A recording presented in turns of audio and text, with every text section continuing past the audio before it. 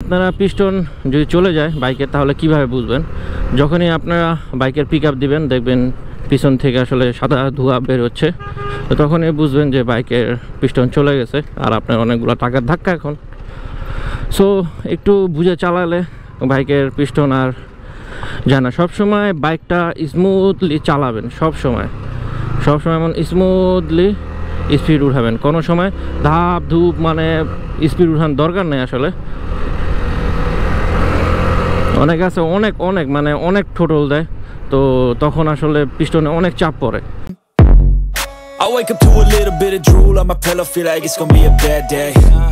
Yeah, I'm tired of shit and the coffee ain't hit yet, damn ain't that great. I don't wanna go to work cause my boss is a jerk and I'm not even that paid. I need a change in my life cause I don't feel that. Hey everyone, welcome back to another new video. আশা করি সবাই ভালো আছেন, সুস্থ আছেন। আমিও ভালো আছি, সুস্থ আছি। তো আজকে বেসিক্যালি কথা বলবো বাইকের পিস্টন নিয়ে। তো কিভাবে আসলে একটা বাইকের পিস্টন কি করলে আসলে নষ্ট হয় এটাই আপনাদের মাঝে আজকে তুলে ধরবো। আর কি করবেন না বাইকের পিস্টন নষ্ট যদি না হয়, কি না করলে এটাও বলবো আসলে।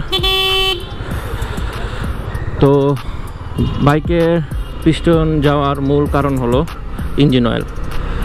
অনেকে ইঞ্জিন অয়েল মানে ঠিকঠাক মতো গ্রেড অনুযায়ী আসলে বাইকে ভরে না, আবার ইঞ্জিন অয়েল লেভেলটাও আসলে ঠিক রাখে না, যার কারণে পিস্টনে প্রবলেম হয়।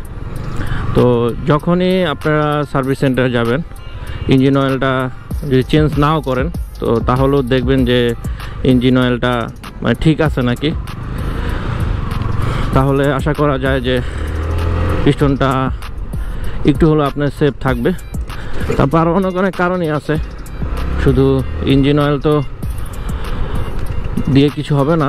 মানে মেন যে জিনিসটা এটা হলো ইঞ্জিন অয়েল। তারপরে আপনার শুধু টোটাল বাড়াবাড়ি করবেন না। অনেকে আছে তিনজন নিয়ে বাইক চালায়, অনেক চাপ দেয় বাইকের, তো এগুলা থেকে বিরত থাকবেন।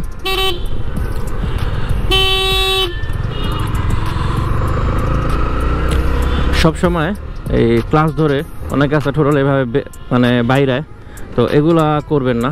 এগুলা করলে পিস্টনে অনেক প্রেশার পড়ে, যার কারণে পিস্টন আসলে নষ্ট হয়ে যায়। তো অনেকে দেখবেন যে এগুলো একটু বেশিই করে, তো তাদের পিস্টনে আসলে নষ্ট হবে। আর সবসময় আরপিএম 7000 থেকে 8000-এর ভিতর রাখার ট্রাই করবেন। শুধু আসলে বাইকটারে প্রেশার দিয়ে নষ্ট করে লাভ নেই আসলে। আর একবার পিস্টন গেলে কিন্তু আপনার অনেক টাকা নিয়ে আসলে নামতে হবে, অনেকগুলো টাকা আপনার যাবে। কারণ একবার পিস্টন নষ্ট হলে বাইকের আর কিছুই থাকে না, তখন আপনি বাইক কোনো সময় আসলে চালিয়ে আসলে মজা পাবেন না। অনেকগুলো টাকার ধাক্কা আসলে একবারে আপনার। তো অনেকে আসলে বুঝে করে, অনেকে আসলে না বুঝে করে। তারপর যখন সার্ভিস সেন্টারে যাবেন, ভেব ক্লিয়ারেন্সগুলো সবসময় সঠিক নিয়মে রাখবেন। এটা আসলে অনেক সার্ভিস সেন্টারে পারে না, তো আপনার একটা ভালো সার্ভিস সেন্টার চুজ করবেন সবসময়, যারা এটা অ্যাডজাস্ট করতে পারবে। এটার জন্য কিন্তু আপনার পিস্টনে প্রবলেম হতে পারে। অনেকেই আসলে অ্যাডজাস্ট করতে পারে না, অনেকেই। আর আপনি এগুলো বুঝবেনও না, সচরাচর সব এগুলো বুঝে না আসলে। তো এমন একটা সার্ভিস সেন্টার থেকে করতে হবে যারা আসলে সবসময় এগুলো বুঝবে, না হলে আপনি বুঝবেন না। শুধু আপনি তো বুঝবেন আপনি সার্ভিস সেন্টারে গিয়ে সার্ভিস করছেন, মাস্টার সার্ভিস করছেন, সব করে ফেলছেন, বাট ভিতরে কিন্তু আপনার টেবিলটা ওরা অ্যাডজাস্ট করতে পারেনি, তো আপনি তো আর বুঝবেন না। তো আস্তে আস্তে পিস্টন চলে যাবে। তারপরে প্লাগ যেটাকে বলে, প্লাগ আপনার অলমোস্ট আপনার 8 থেকে 10,000 কিলোর ভিতরে আপনার চেঞ্জ করতে হবে। এর বেশি যদি আপনি চালান তাহলে দেখা যাবে পিস্টনে প্রবলেম হচ্ছে, কারণ প্লাগে অনেক সময় মোবিল উঠে যায়, তো এটা আপনি বুঝবেনও না, যার কারণে আসলে এই প্রবলেমগুলো হয়ে থাকে। তো আপনারা চেষ্টা করবেন 8,000-এর ভিতরে চেঞ্জ করে ফেলতে, তাহলে সবচেয়ে ভালো হবে। 10,000 যাওয়ার আসলে দরকার নেই।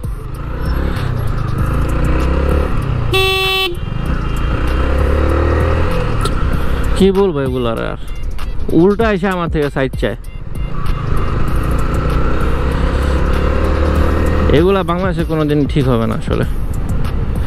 যাই হোক, যে ব্যাপারে ছিলাম, তো আপনারা পিস্টন যদি চলে যায় বাইকের তাহলে কিভাবে বুঝবেন? যখনই আপনারা বাইকের পিক আপ দিবেন দেখবেন পিছন থেকে আসলে সাদা ধোঁয়া বের হচ্ছে, তো তখনই বুঝবেন যে বাইকের পিস্টন চলে গেছে আর আপনার অনেকগুলো টাকার ধাক্কা এখন।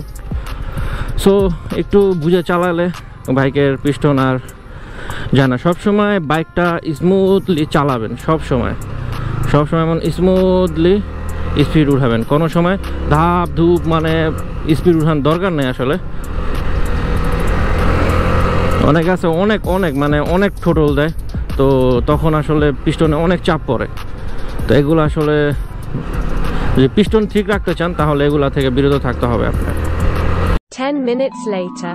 আপনারা চেষ্টা করবেন সব সময়, দেখেন আমি যেভাবে আসলে স্পিডটা এখন উঠাচ্ছি এভাবে উঠানোর চেষ্টা করবেন, মানে হালকা একদম স্মুথলি নিজে স্পিড উঠতেছে এভাবে দিবেন উঠতে, তাহলে আপনার পিস্টন আর বাইকের যা আছে সব দেখবেন অনেক ঠিক থাকবে, ভালোই ঠিক থাকবে, অনেক দিন যাবে। আসলে একটা জিনিস তো আর সবসময় থাকে না, সবসময় ঠিক থাকে না, নষ্ট হবেই, নষ্ট হয়ে আপনাকে চেঞ্জ করতেই হবে। যতটুকু আসলে সেফ থাকা যায়, আপনার বাইককে সেফ রাখা যায় আসলে অতটুকুই ভালো। এই যেভাবে এখানে এখন যদি আমি এখানে মনে করেন এমনি ফুটফাট টান দিই, ঠিক আছে, মনে করেন ধরেই রাখি র্যাপ, ঠিক আছে, তাহলে তো আসলে পিস্টন এগুলো ঠিক থাকবে না আসলে।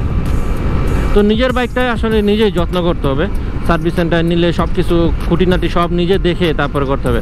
আর মাস্ট বি ভাই ইঞ্জিন অয়েলটা সবসময় চেকে রাখবেন, যদি কমে যায় তখন আসলে বুঝতে হবে যে বারবার আসলে যদি দেখেন যে ভরতাছেন বারবার আসলে কমতাছে ইঞ্জিন অয়েল, তখন ভাববেন যে আপনার পিস্টনের প্রবলেম হচ্ছে আস্তে আস্তে, ঠিক আছে। তো এই জিনিসগুলো আগেই ঠিক করে ফেলবেন, তাহলে আগেই ভালো হবে। তো এই তো আজকে ভিডিওটা তাহলে এই পর্যন্তই। নেক্সট ভিডিও আসা পর্যন্ত সবাই ভালো থাকবেন, সুস্থ থাকবেন আশা করি। তো আজকের মতো এখানে বিদায়। আসসালামু আলাইকুম, টাটা।